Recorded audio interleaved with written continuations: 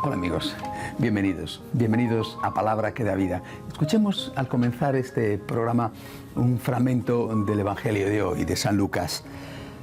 En aquel tiempo caminaba con Jesús una gran muchedumbre y él, volviéndose a sus discípulos, les dijo: si alguno quiere seguirme y no me prefiere a su padre y a su madre, a su esposa, a sus hijos, a sus hermanos y a sus hermanas, más aún a sí mismo, no puede ser mi discípulo. Y el que no carga su cruz y me sigue no puede ser mi discípulo.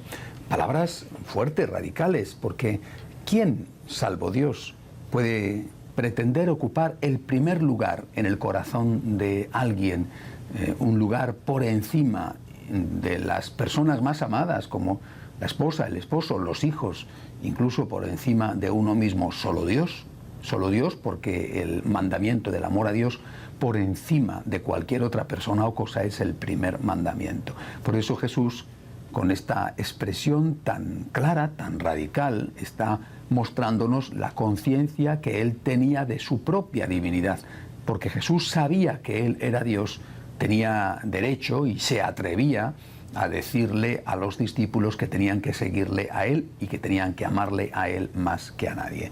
Pero esto nos está colocando delante de otra cosa, primero de la divinidad de Jesús, pero también delante de otra cosa, algo que tendemos a olvidar: los derechos de Dios. Y digo que tendemos a olvidarlo curiosamente, irónicamente incluso, porque no me cabe duda, y no solo a mí, sino también a muchos, no nos cabe duda de que vivimos en la época de los derechos. Todo el mundo habla de sus derechos, todo el mundo. Y no digo que a veces no haya que hacerlo, ¿verdad?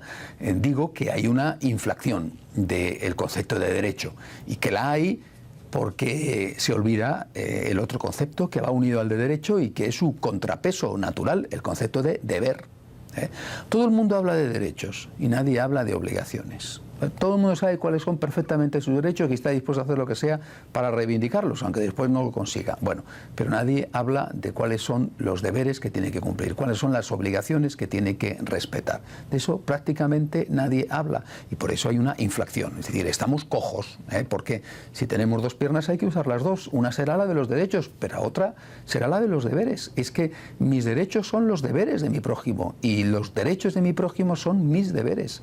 Por eso este Evangelio de esta semana nos ayuda a tener presente los derechos, pero los derechos de Dios, los derechos que Dios tiene con respecto a nosotros y por lo tanto los deberes que nosotros tenemos para con Dios.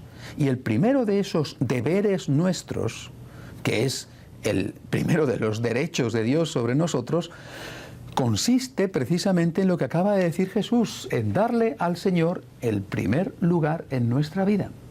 Darle a Dios el primer lugar en la vida es un asunto teórico, efectivamente, pero es también un asunto muy práctico.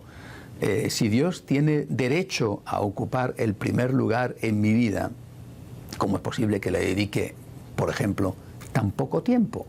¿Cómo es posible que no tenga nunca o casi nunca tiempo para estar un rato con Él, para hacer un poco de oración?